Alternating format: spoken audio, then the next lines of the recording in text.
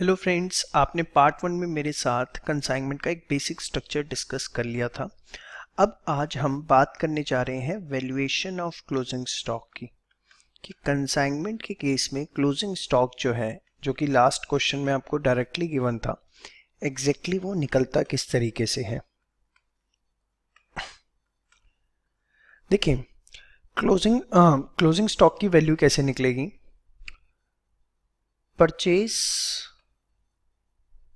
Price या आपका cost of unsold goods plus proportionate expenses till the goods reach premises of consignee। अब ये क्या है, ध्यान से एक एक चीज आपको समझनी है, सुननी है, कुछ भी इसमें मुश्किल नहीं है। अभी 10 मिनट के अंदर सारी बातें आपको समझा दूंगा। ये मैंने क्या लिख दिया, ध्यान से देखो। सपोज एक छोटा सा एग्जांपल देता हूं। मिस्टर ए ने सेंड किए 100 यूनिट्स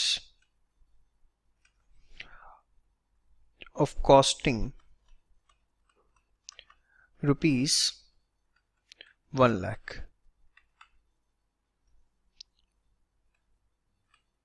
किसको भेजे ये? मिस्टर बी को। ठीक है। Expenses incurred by mister A, loading charges,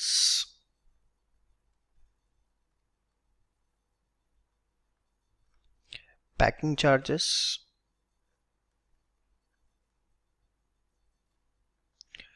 transportation, ये सब मिस्टर ए ने खर्चे किए। कितने कितने से 3000, 2000 एंड 5000। तो टोटल इनका खर्चा कितना हुआ? बहुत बढ़िया, कितना? 10,000। ठीक है। एक्सपेंसेस मिस्टर बी के भी हुए, expenses incurred by mister B. Mister B के क्या खर्चे हुए? अनलोडिंग चार्जेस, ठीक है। इसके अलावा एडवर्टीजमेंट जो उन्होंने लोकल करी वहां पर, और उसके अलावा उनका कुछ अदर चार्जेस लगे मिसलिनियस, जैसे गोडाउन रेंट वगैरह। ठीक है। से 5000, 10,000, 8,000। अदर चार्जेस की जगह अगर आप कहते हो तो मैं थोड़ा और स्पेसिफिक लिख देता हूं ताकि समझने में हमें दिक्कत ना हो। से वेयर हाउस चार्जेस 23,000। तो ये टोटल हमारे पास डिटेल है। इसके बाद हमें बताया गया क्लोजिंग स्टॉक जो बचा वो बचा 20 यूनिट्स। कितना बचा? 20 यूनिट्स। तो अब हमें वैल्यूएशन निकालनी है क्लोजिंग स्टॉक की, कि क्लोजिंग स्टॉक की वैल्यू एग्जैक्टली निकलेगी किस तरीके से। ध्यान से देखिए किस तरीके से हम क्लोजिंग स्टॉक की वैल्यू निकालने वाले। Value of closing stock. देखो, कॉस्ट निकालना तो बहुत सिंपल है, आपको आता ही है। कितने यूनिट्स थे बेटा? 100। कितने के? 1 लाख के। तो अगर कॉस्ट की हम बात करें तो 1 लाख रुपए कॉस्ट थी 100 यूनिट्स की, तो 20 यूनिट्स की कॉस्ट कितनी होगी?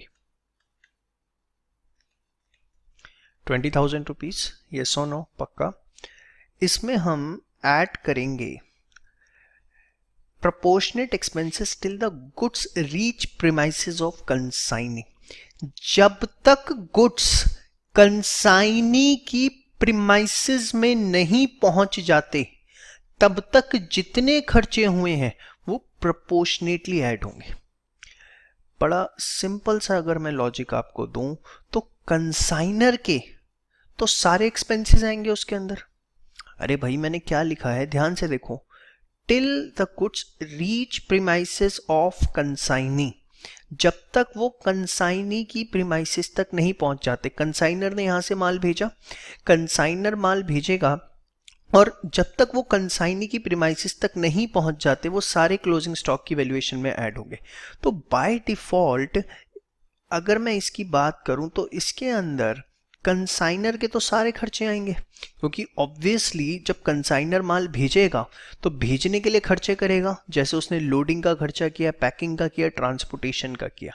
लेकिन कंसाइनी के सारे एक्सपेंसेस आएंगे ये जरूरी नहीं है, क्योंकि मुझे सिर्फ वो खर्चे लेने हैं till the goods reach premises of consignee. अब अगर आप मेरा एग्जांपल ही देखें तो अनलोडिंग चार्जेस तो मैं लूंगा, क्योंकि ऑब्वियसली जब कंसाइनी पे माल पहुंचा होगा तो उसने अनलोड करवाया होगा अपने गोडाउन तक पहुंचाने के लिए। लेकिन जो एडवर्टीजमेंट का खर्चा है या वेयर हाउस का खर्चा है वो मैं नहीं लूंगा। क्यों नहीं लूंगा? क्योंकि ये खर्चे इनकर होते हैं कंसाइनी की प्रीमाइसेस में जब गुड्स पहुंच जाते हैं उसके बाद। ये गुड्स से रिलेटेड, एडवर्टीजमेंट गुड्स से रिलेटेड स्पेसिफिक नहीं है, उसके बाद का खर्चा है वो। आपको होपफुली मेरी बात समझ में आ रही है। हमें कौन से खर्चे लेने हैं? Till the goods reach premises of consignee, जिसमें कंसाइनर के तो आंख बंद करके सारे एक्सपेंसेस आएंगे, कोई सोचने वाली बात ही नहीं है। लेकिन अगर मैं बात करूंगा किसकी? कंसाइनी की, तो कंसाइनी के बहुत लिमिटेड खर्चे आएंगे, जैसे कि अनलोडिंग चार्जेस या ट्रांसपोर्टेशन अगर पे करी है उसने कोई, किस लिए? हाँ, माल पहुंचाने के लिए, ठीक है। तो या जिसको वो कैरेज भी बोल सकता है। तो बेसिकली अगर इस तरह का कोई खर्चा है तो ही उसे इंक्लूड किया जाएगा, अदरवाइज इंक्लूड नहीं किया जाएगा। तो यहां पर आपको ये बात ध्यान रखनी है, कंसाइनर के एक्सपेंसेस में सोचना ही नहीं, प्लस कंसाइनर एक्सपेंसेस कितने हैं? 3,000, 2,000, 5,000, टोटल कितना हो गया? 10,000 रुपये। तो 10,000 रुपये कंसाइनर ने खर्चा करा 100 यूनिट्स भेजने के लिए, जिसमें से 20 अभी पड़ी हुई हैं। तो कितना हो गया? 2,000। प्रोपोर्शनेट लेना है, सारा मत ले लेना, देखा है ना, प्रोपोर्शनेट। प्लस अगर मैं बात करूं कंसाइनी के खर्चों की, तो कंसाइनी के जो एक्सपेंसेस हैं कौन से हैं? सिर्फ जो हमें लेने हैं अनलोडिंग चार्जेस। तो 5,000 was the expense for 100 units. तो how much it will be for 20 units? That will be 1,000. So total will be how much? 23,000. This is the value of closing stock. बहुत सिंपल। कंसाइनर के सारे खर्चे लेने आंख बंद करके, और कंसाइनी के सिर्फ वो खर्चे जो गुड्स को गोडाउन तक पहुंचाने में इनकर करेगा कंसाइनी। उसमें अनलोडिंग चार्जेस आएगा, ट्रांसपोर्टेशन, कैरेजेस के अलावा जनरली कोई खर्चा देखने को नहीं मिलता। समझ में आ गया? पक्का शो। कंसाइनर के आंख बंद करके सारे लेने, क्योंकि वो खर्चे करेगा ही किस लिए? माल को पहुंचाने के लिए। अब ध्यान से देखिए, इसमें कुछ बातें होती हैं। कई बार बाइफर्केशन गिवन नहीं होता कंसाइनर के एक्सपेंसेस का एंड कंसाइनी के एक्सपेंसेस का। या उससे अच्छा भी पहले मैं आपको बताता हूं, कई बार क्या होता है, कंसाइनी एक्सपेंसेस जो हैं वो हमें दो कैटेगरी में बाइफर्केट करके गिवन होते हैं। Recurring expenses and non recurring expenses, ठीक है। तो रिकरिंग एक्सपेंसेस कौन से होते हैं? जो बार बार होते हैं, लाइक एडवर्टीजमेंट, ठीक है, वेयर हाउस रेंट, ये सब क्या है? रिकरिंग एक्सपेंसेस हैं, ठीक है। तो आपको रिकरिंग एक्सपेंसेस को कंसिडर नहीं करना in valuation of stock. Do not consider recurring expenses in stock valuation. Stock valuation में उसे कंसिडर करने की ज़रूरत नहीं है, जबकि नॉन रिकरिंग एक्सपेंसेस जो हैं वो आपके कौन से होते हैं? गैस कैरेज, इंश्योरेंस, ट्रांसपोर्ट, ये सब जो है जो कि गुड्स को लाने के लिए किए गए हैं, ठीक है, तो are considered in valuation of stock. इसे आपको स्टॉक वैल्यूएशन के अंदर कंसिडर करना है। बहुत इंपॉर्टेंट पॉइंट है, वेरी इंपॉर्टेंट। समझ में आया? श्योर। इसको बना लीजिए, क्वेश्चन देता हूं फिर। चलिए एक एग्जांपल लेते हैं हम इसके ऊपर। Cost of goods sent to consignee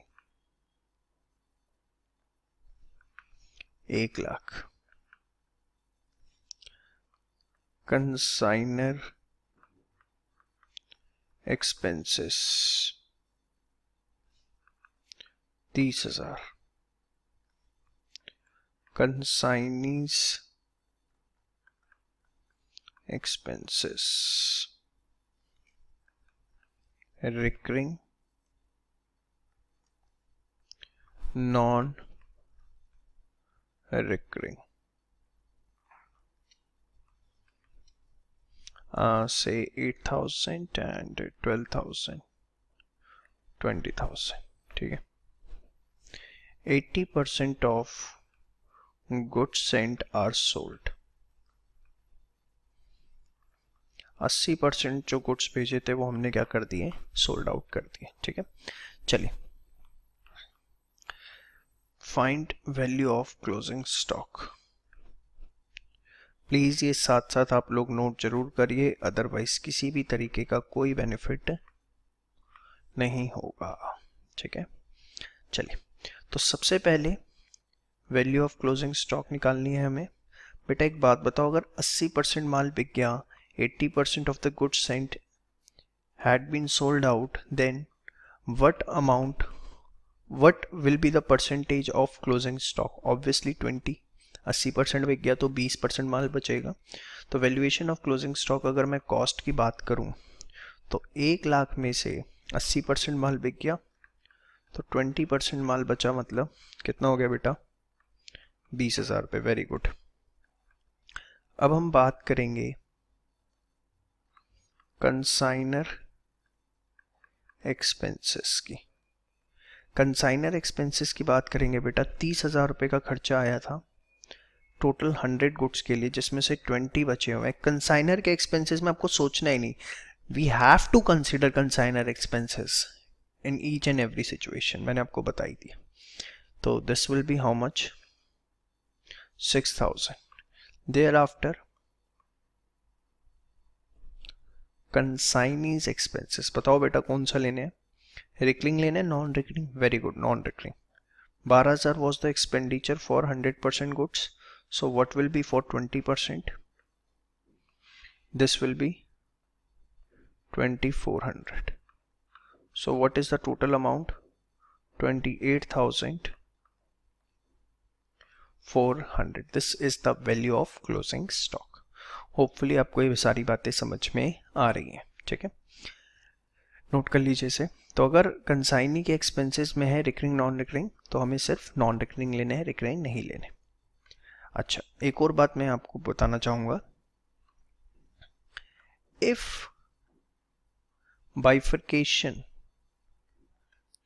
of consignees expenses is not given, consignee के एक्सपेंसेस का बाइफर्केशन जो है वो गिवन नहीं है, then assume it to be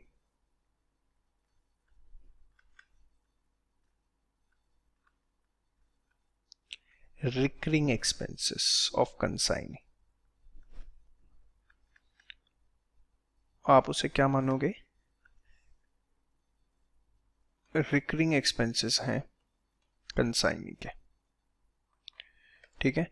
इसलिए फिर अगर हम बाइफर्केशन गिवन है तो ठीक है, देखो या तो ऐसे बाइफर्केशन दे दे, loading unloading advertisement warehouse, तो हमें पता है, ठीक है। इसमें मैंने आपको बता दिया अनलोडिंग आएगा, ट्रांसपोर्टेशन कैरेज यही आएगा, या ऐसे बाइफर्केशन दे दे रिकरिंग नॉन रिकरिंग। बट अगर कुछ भी नहीं बोला तो हम क्या करेंगे, उसे रिकरिंग मानेंगे।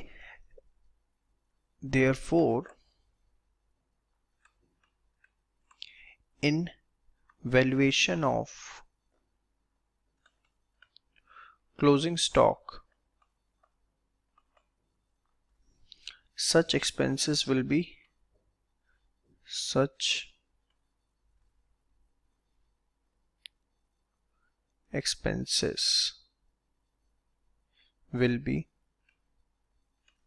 ignored,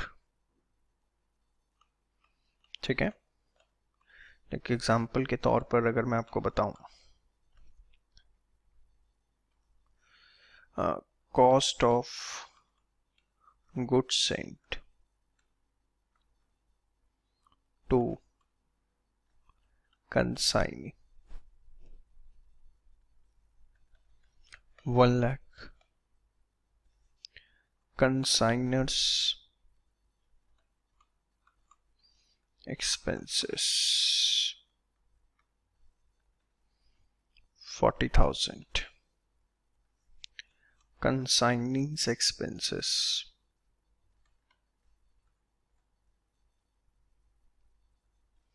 20,000, 30% of goods sent are in stock, ठीक है। Find value of closing stock.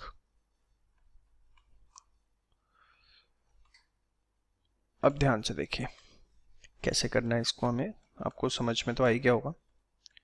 Value of closing stock,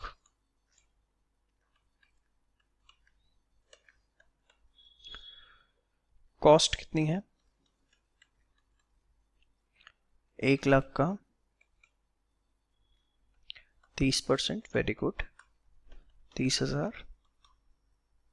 फिर क्या लेना है बताओ बेटा, बहुत बढ़िया, कंसाइनर्स एक्सपेंसेस कितना, 40,000 का 30%, कितना हो गया, 12,000। तो टोटल कितना हो गया, 42,000। कंसाइनी के एक्सपेंसेस का बाइफर्केशन नहीं था तो हमने उसे रिकरिंग मान लिया और फिर हम इसे क्लोजिंग स्टॉक वैल्यूएशन में नहीं लेंगे। तो होपफुली आपको क्लोजिंग स्टॉक का वैल्यूएशन पूरा का पूरा समझ में आ गया, ठीक है। इसके आप नोट्स बना लीजिए, प्लीज़ यहाँ तक सारे रिवाइज कर लीजिए। अगली वीडियो बहुत इंपॉर्टेंट है, that is the valuation of abnormal loss, जो कि बहुत हद तक क्लोजिंग स्टॉक से भी रिलेटेड है, ठीक है जी। Thank you so much.